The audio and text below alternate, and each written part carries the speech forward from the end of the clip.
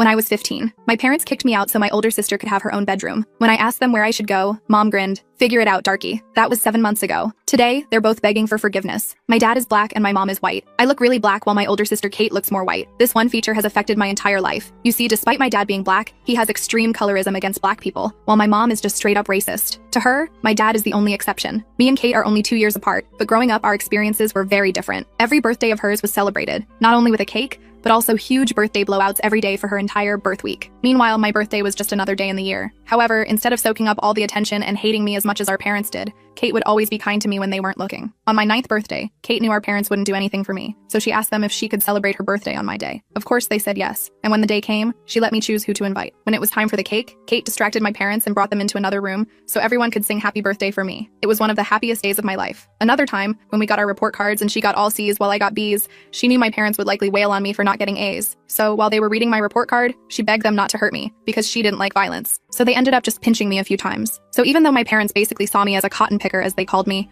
I still felt lucky because Kate was always there until one day when she turned her back on me. It was her 17th birthday. I woke up to the sound of not just my mom, not just my dad, but my entire family throwing all of my belongings into boxes. Your sister said all she wants for her birthday is her own room. Sorry, is the first thing my dad said when I asked what was going on. My eyes widened, and I asked them where I was supposed to go because there were no other rooms in the house. My mom chimed in, I don't know. You have phone numbers of friends and family. Figure it out, darky. Tears filled my eyes, and I looked over at Kate, who refused to make eye contact with me. Her entire body was tense. It took almost half an hour of convincing before I finally believed it wasn't some weird prank. I immediately started to howl with a deep sadness because the one thing I was holding on to, the one ally I had in the house, had abandoned me. And even as I curled into a ball and started to rock back and forth with a loneliness that I can't describe with words, they ignored me, just kept packing. By this point, my flight or fight kicked in. I numbed my emotions before walking out and calling the only other family member I trusted, my aunt, on my dad's side. After Kate's betrayal, I had no idea what she'd say, but she immediately said I could come over and stay for as long as I needed. I didn't eat breakfast that morning, didn't even give Kate her gift, just took the boxes, ordered an Uber, and left. But on the way there, Kate called me. I was filled with hate as I saw her name pop up on the screen, but picked up anyway. I'm so sorry, please don't hate me. My eyebrows furrowed, and I went completely silent. Are you alone right now? She asked. I told her yes. Kate didn't say anything else. She just turned on FaceTime and showed me a pregnancy test with 2 pink lines. It was hers. I gasped. Lily, I'm pregnant. I don't want to tell mom and dad yet because, well, you know how they can be, but I don't want you to be home when they find out. I thought back to the time when Kate came home with a hickey. My parents shouted at me for almost an hour,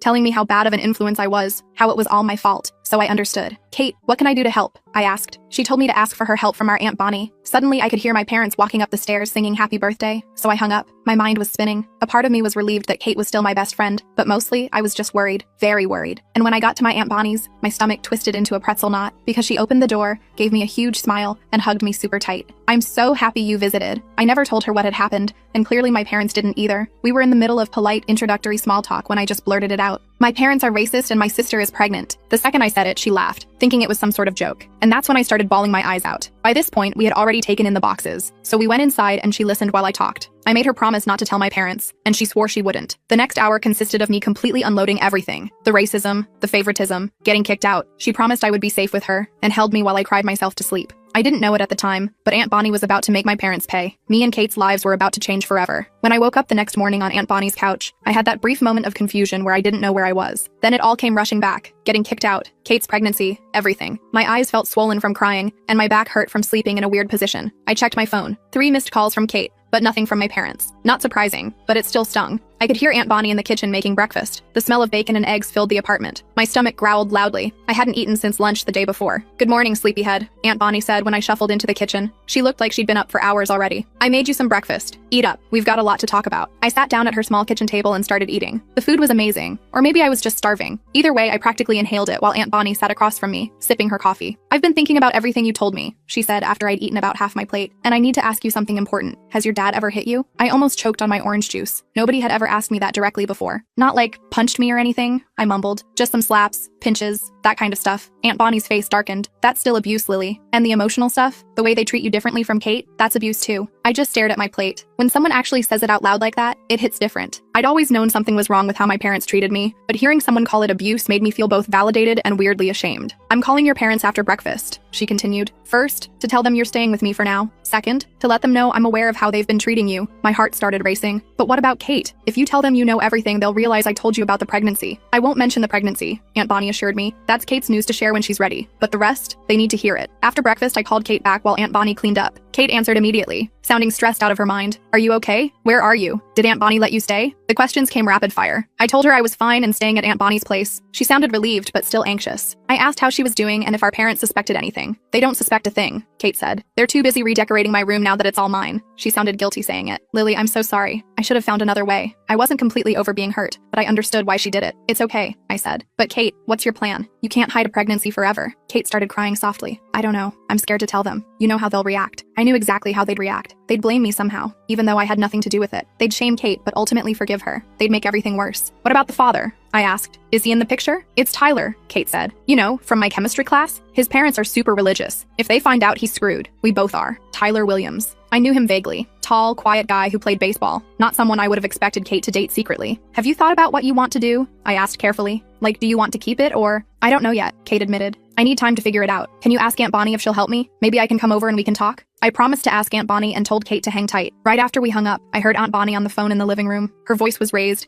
and even though I couldn't make out every word, I could tell she was laying into someone, my parents probably. I sat on the edge of the bed in Aunt Bonnie's spare room where she'd moved my boxes. Part of me wanted to eavesdrop, but another part was scared to hear what she was saying. After what felt like forever, the apartment went quiet. A minute later, Aunt Bonnie appeared in the doorway. Well, I just had a nice chat with your father, she said, her voice dripping with sarcasm. He claims they didn't kick you out, just suggested you might want to stay with friends for a while. I snorted. Yeah, right. They literally packed all my stuff. I know, Aunt Bonnie said, sitting down next to me. Your dad's always been good at rewriting history, but I made it clear you're staying with me for now, and we'll be having a family meeting soon to discuss how they've been treating you. My stomach dropped. A family meeting? With them? Do we have to? Eventually, yes, she said, but not right away. First, I want to get you settled here, and I get the feeling there's something you want to ask me. I nodded. Kate wants to know if she can come over to talk to you. About, you know, her situation. Aunt Bonnie smiled. Of course she can. Tell her to come over tomorrow after school. I'll make sure to be home early from work. The rest of that day was weird but nice. Aunt Bonnie helped me unpack my stuff in her spare room. It was small but way nicer than sharing with Kate. I had my own desk, a queen-sized bed, and actual privacy. Aunt Bonnie even took me shopping for some decorations to make the room feel more like mine. While we were out, I kept checking my phone. No messages from my parents. Not even a, "Are you okay?" or "We miss you." Just silence. Kate texted that she'd come over tomorrow around 4 p.m. to talk to Aunt Bonnie. That night, Aunt Bonnie ordered pizza and we watched movies on her couch. It felt so normal, like what I imagined other families did regularly. No walking on eggshells, no feeling like a burden just for existing, just relaxing and enjoying each other's company. You know, Aunt Bonnie said during a quiet moment, I always wanted kids of my own. Never worked out that way. But having you here, it's nice. I didn't know what to say to that, so I just smiled and focused on the movie. But something warm settled in my chest. For the first time in ages, I fell asleep feeling safe. The next day was a Tuesday. Aunt Bonnie had to work, but she left me a key and said to make myself at home. I spent the morning exploring her apartment and the afternoon doing some homework I'd brought with me. At 3:30, I started getting anxious about Kate's visit. Kate showed up right at 4, looking nervous but relieved to see me. We hugged for a long time in the doorway before I pulled her inside. This place is nice, she said, looking around. Aunt Bonnie's not home yet? She should be here any minute, I said. Want some water or something? Kate nodded and followed me to the kitchen. She looked pale and tired, like she hadn't slept well. We sat at the kitchen table in awkward silence for a few minutes before she spoke. Mom and Dad think I'm at debate team practice, she said. They don't suspect anything yet, but Mom made a comment about me gaining weight this morning. I almost had a panic attack. Before I could respond, we heard keys in the door. Aunt Bonnie walked in, still in her work clothes, carrying a bag of groceries. Her face lit up when she saw Kate. There's my other niece, she said warmly, setting down the groceries to give Kate a hug. Kate burst into tears the moment Aunt Bonnie's arms went around her. The next hour was intense. Kate told Aunt Bonnie everything. About Tyler, about being 8 weeks pregnant, about being terrified of our parents finding out. Aunt Bonnie listened carefully, asking questions, but never judging. Have you decided what you want to do? Aunt Bonnie asked gently. Kate shook her head. I don't know. I'm only 16. I'm supposed to go to college next year, but I also don't know if I could go through with an abortion. She started crying again. And adoption? I don't know. You have options, Aunt Bonnie said, and time to decide. But first, you need to see a doctor. Make sure everything's okay. I can take you if you want. Kate nodded gratefully. Could you? I'm scared to go alone, and I can't ask Mom. Of course, Aunt Bonnie said. And Kate, whatever you decide, I'll support you, even if your parents don't. Kate looked at me then, her eyes still wet with tears. I'm so sorry about what happened, Lily. I just panicked. I thought if they found out while you were still there. It's okay, I said, meaning it this time. I get it. And honestly, it's better here anyway. After Kate left, promising to text us about setting up a doctor's appointment, I helped Aunt Bonnie make dinner. My mind was spinning with everything that was happening. Kate's pregnancy, my new living situation, the inevitable confrontation with my parents that Aunt Bonnie was planning. Aunt Bonnie, I said as we chopped vegetables, what's going to happen when my parents find out about Kate? She sighed. I don't know, honey, but we'll face it together, all three of us. The next week was surprisingly peaceful. I settled into a routine at Aunt Bonnie's place. She'd wake me up for school, drop me off on her way to work, and pick me up afterward. We'd make dinner together, watch TV, and talk. She asked me questions about my interests, my friends, my classes, all the normal stuff parents are supposed to care about, but mine never did. Kate came over a few times after school, supposedly for debate team research. Aunt Bonnie took her to a doctor's appointment, confirming she was indeed about 9 weeks pregnant. Kate was still undecided about what to do,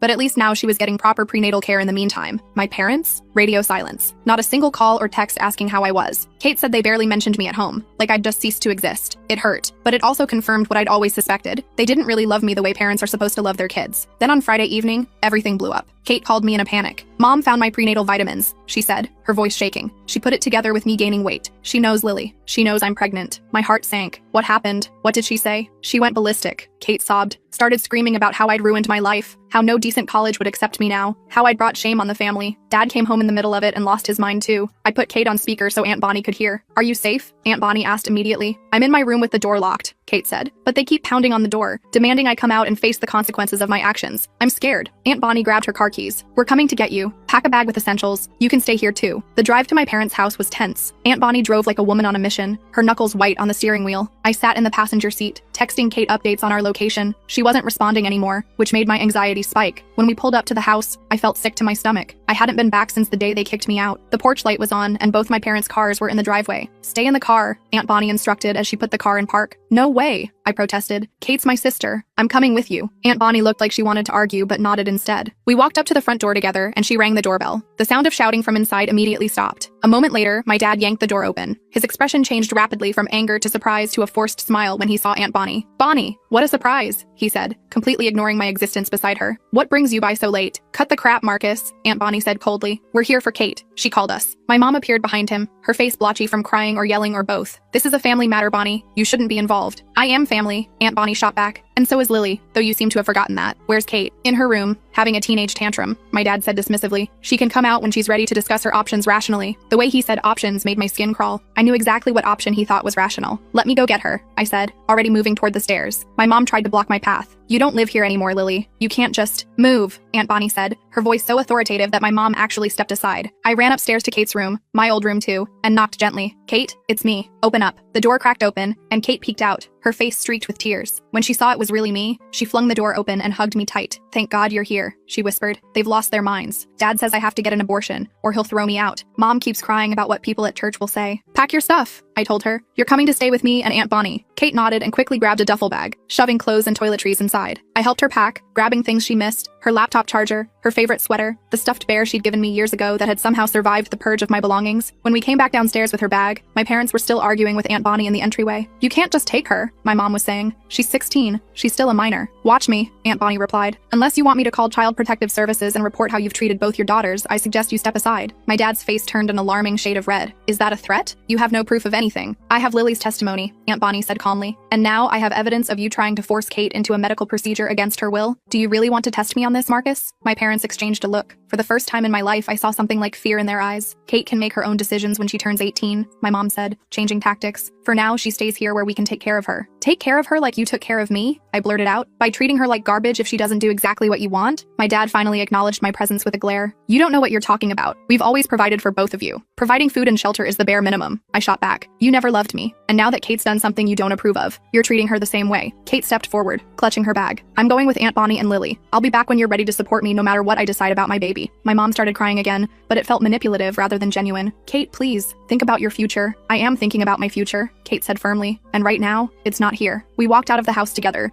my parents too shocked to physically stop us. As we drove away, I looked back to see them standing in the doorway, watching us go. They looked small and pathetic somehow, no longer the towering figures of authority they'd been in my mind for so long. The next few days were adjustment. Kate took my bed while I slept on the pull-out couch. Aunt Bonnie's small apartment felt crowded with 3 people, but also warm and safe in a way our parents' house never had. My parents called Kate's phone constantly for the first 2 days, alternating between threats and tearful pleas for her to come home. She eventually turned off her phone to get some peace. They didn't call me once. On the 3rd day, I was alone in the apartment while Aunt Bonnie was at work, and Kate was at her follow-up doctor's appointment. The doorbell rang, and when I looked through the peephole, I nearly had a heart attack. My parents were standing there. I called Aunt Bonnie immediately. They're here, I whispered into the phone. Mom and Dad are at the door. Don't let them in, she said firmly. I'm leaving work now. I'll be there in 20 minutes. The doorbell rang again, followed by pounding. Lily, we know you're in there, my dad shouted. Open this door right now. I stayed quiet, hoping they'd give up and leave. They didn't. After a few minutes, I heard a key in the lock. The door swung open, revealing my parents. My dad was holding a key. Aunt Bonnie gave us a spare key once when she went on vacation, he explained, his voice calmer now. In case of an emergency with her plants and mail. I backed away from them. This isn't an emergency. You need to leave. My mom stepped inside, looking around the apartment. Where's Kate? We need to talk to her. She's not here, I said truthfully. And I already called Aunt Bonnie. She's on her way home. My dad sighed heavily. Lily, this has gone far enough. You've made your point. But Kate needs to come home now. She's still a minor, and what Bonnie's doing could be considered kidnapping. She didn't kidnap anyone, I snapped. Kate chose to leave because you were forcing her to get an abortion. We weren't forcing her, my mom said, though her eyes slid away from mine. We were just trying to help her see the right choice. The right choice according to who? You? I was furious now. It's her body, her baby, her choice. My dad took a step toward me, and I instinctively stepped back. Something flashed in his eyes. Hurt, maybe, that I was afraid of him. Good. He should feel bad. This isn't about you, Lily, he said. You always make everything about yourself. I couldn't believe what I was hearing. Are you serious right now? You kicked me out of the house for Kate's birthday. You've treated me like I'm nothing my entire life. And now you have the nerve to say I make everything about myself? Before they could respond, the apartment door flew open again. Aunt Bonnie stood there looking furious. Behind her was Kate, her face pale with shock at seeing our parents. Get out of my apartment, Aunt Bonnie said to my parents, her voice deadly calm. Not without Kate, my dad replied, turning to look at my sister. Come on, Kate. This has gone on long enough. Come home where you belong. Kate moved to stand beside me and Aunt Bonnie. I'm not going anywhere with you. Not until you accept that this is my decision to make. My mom started crying again. Kate, please. We just want what's best for you. No, you want what's easiest for you. Kate shot back. What's best for your reputation? You don't care about what I want or need. That's not true, my dad protested. We love you. Like you love Lily? Kate asked pointedly. That shut them up. They looked at me, then at each other, clearly not knowing how to respond. Aunt Bonnie stepped forward. I think it's time we all had that family meeting I mentioned. Sit down, both of you. She gestured to the couch. Surprisingly, my parents sat. Maybe they were shocked by Aunt Bonnie's authority, or maybe they finally realized the seriousness of the situation. Either way, for the next 2 hours, we talked. Really talked. Kate explained how terrified she was when she found out she was pregnant, how she knew our parents would react badly. I told them how their treatment had affected me all my life. The birthdays, the report cards, the constant feeling of being less than. Aunt Bonnie shared her perspective as an outsider who had watched their behavior for years without saying anything, something she now regretted. My parents mostly listened, occasionally trying to defend themselves but getting shut down quickly. By the end, my mom was crying for real, not the manipulative tears from before. My dad looked like he'd aged 10 years in one afternoon. I didn't realize, he said finally, his voice rough. I didn't see what we were doing. Bull, Aunt Bonnie said flatly. You saw. You just didn't care. The question is whether you care now. My mom looked at me through her tears. Lily, I'm so sorry. We've been terrible parents to you. It was the first genuine apology I'd ever heard from her. I didn't know what to do with it. Part of me wanted to accept it immediately, to have the loving parents I'd always wanted. Another part wanted to tell them to go to hell. Sorry doesn't fix 16 years, I said eventually, but it's a start. The conversation shifted to Kate and her pregnancy. Our parents were still clearly unhappy about it, but they stopped pushing for an abortion. Instead, they actually listened as Kate talked about her options,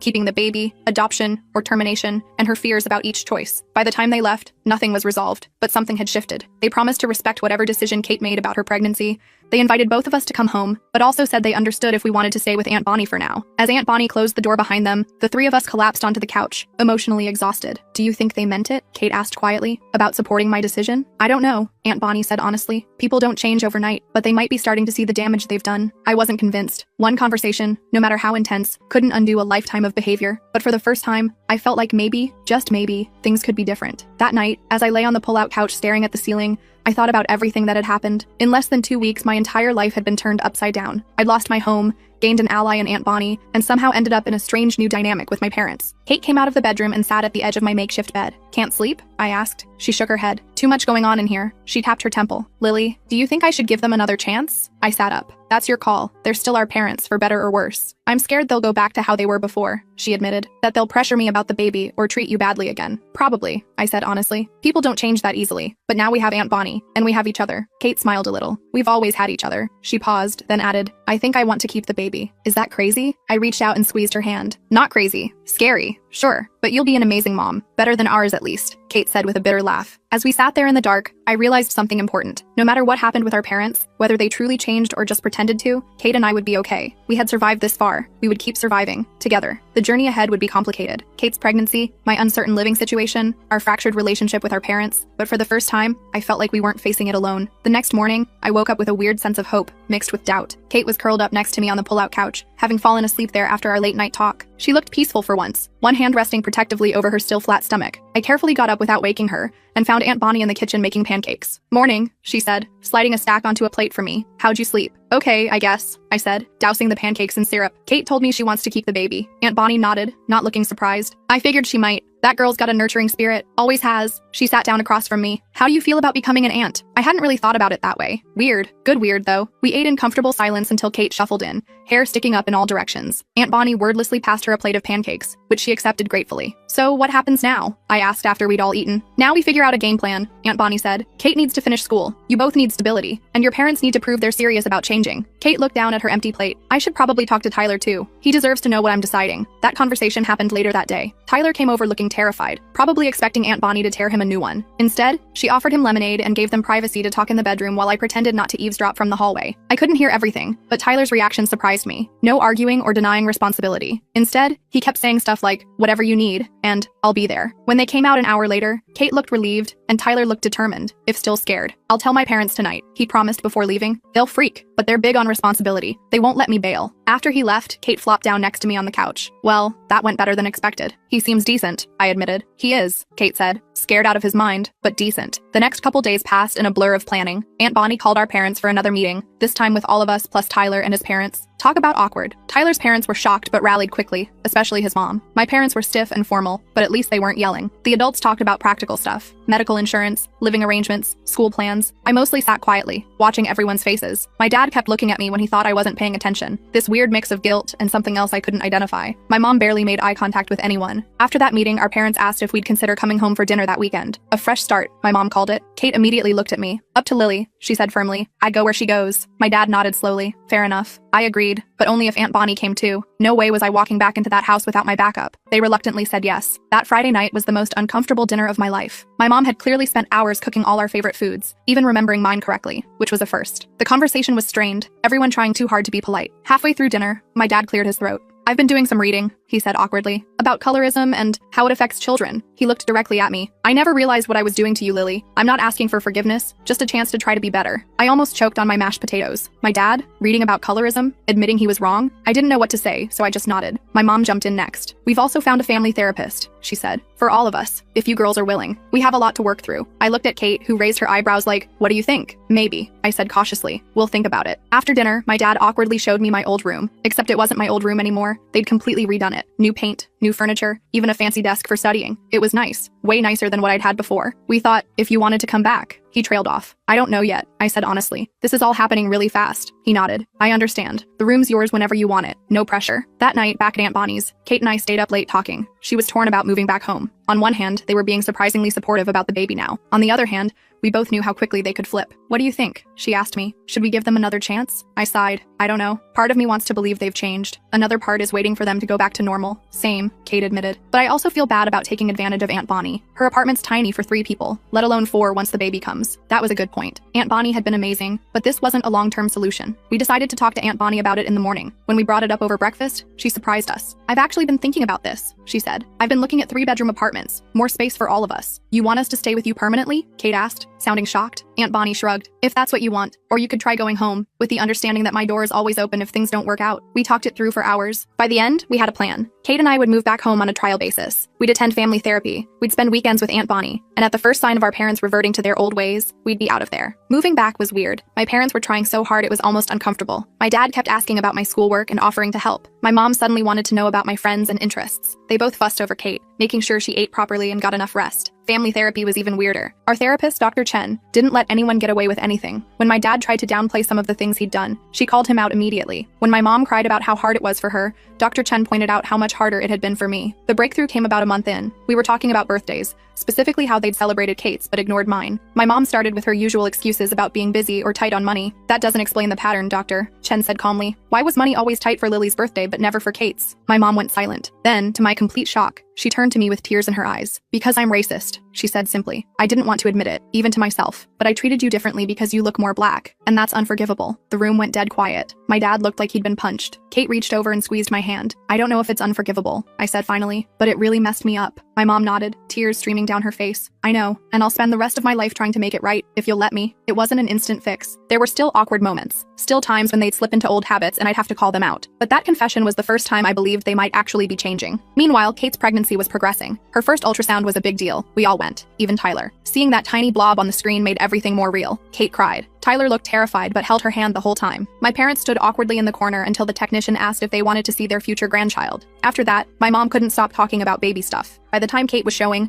our family had fallen into a new routine. It wasn't perfect, but it was better. My parents were trying consistently. I was cautiously letting them back in. Kate was glowing despite the morning sickness and swollen ankles. We still spent every other weekend with Aunt Bonnie. Those weekends became my favorite. Just the three of us hanging out, watching movies, talking about everything and nothing. Aunt Bonnie never pressured us about our parents. She just listened and offered advice when asked. One Saturday at Aunt Bonnie's, Kate grabbed her stomach suddenly while we were watching TV. My heart nearly stopped until she laughed. "The baby's kicking!" she exclaimed. "Here, feel." She grabbed my hand and placed it on her rounded belly. Sure enough, I felt a little thump against my palm. It was the weirdest, coolest thing I'd ever experienced. "Hey in there," I said to Kate's stomach. "I'm your Aunt Lily. Can't wait to meet you." Kate smiled so big I thought her face might split. "I found out yesterday," she said. "It's a girl, a niece. I was going to have a niece." Something about that made everything more real. "Have you thought about names?" Aunt Bonnie asked. Kate nodded. "I like Bonnie Lily Williams." She looked at us shyly. "After my two favorite people." I didn't cry. I absolutely did not cry. Okay, maybe I cried a little. When we told our parents the baby's name, my mom actually hugged me. Not a stiff, formal hug, but a real one. "She'll be lucky to have you as her aunt," she said softly. The months flew by. Kate finished her first semester of community college with decent grades despite everything. Tyler got a part-time job and saved every penny for the baby. My parents converted their home office into a nursery, painting it yellow because Kate didn't want pink. Aunt Bonnie knitted enough baby blankets to survive a nuclear winter. I focused on school too, getting straight A's my senior year. When college acceptance letters started arriving, my parents were genuinely excited for me. They even threw me a small party when I got into my first choice, the first real celebration they'd ever given me. It felt good, if a little surreal. Kate's water broke 2 weeks early, right in the middle of my graduation ceremony. One minute I was walking across the stage to get my diploma, the next my dad was frantically waving from the audience. We rushed to the hospital, still in my cap and gown. The labor was long, 16 hours of Kate alternating between crying, screaming, and threatening to murder Tyler if he ever touched her again. We all took turns sitting with her, me, my parents, Tyler, his parents, Aunt Bonnie. By hour 15, we were all exhausted. But then, suddenly, it was happening. The doctor was telling Kate to push, and a few minutes later, a tiny crying human was placed on Kate's chest. Bonnie Lily Williams was 6 pounds, 7 ounces of perfect. She had Kate's nose, Tyler's chin, and skin a shade between theirs. My parents cried when they held her. So did Aunt Bonnie. So did I, if I'm being honest. That night, after everyone else had gone home or to the cafeteria, it was just me and Kate in the hospital room. Kate was dozing while I held baby Bonnie. "Hey there," I whispered to my niece. "You caused quite a stir. You know that? Changed everything." And she had. Looking at her tiny face, I realized how much had shifted in less than a year. Kate and I had gone from sisters surviving our parents to actual family. My parents had gone from people I feared and resented to people I was cautiously starting to trust. Aunt Bonnie had gone from a distant relative to one of the most important people in my life. None of it was perfect. My parents still slipped up sometimes. Family therapy was still a weekly necessity. Kate and Tyler were still figuring out co-parenting while finishing high school. I still had moments of doubt about forgiveness. But looking at baby Bonnie, I knew we'd figure it out. All of us. Together. As if sensing my thoughts, baby Bonnie opened her eyes and looked right at me. I swear she smiled, though the rational part of me knows newborns don't really smile. In that moment, I felt this fierce protectiveness wash over me. This little girl would never know what it felt like to be unwanted or unloved. She would grow up surrounded by people who adored her, including a mom, grandparents, and an aunt who had learned the hard way what family should be. "You're going to be fine," I whispered to her. "We all are."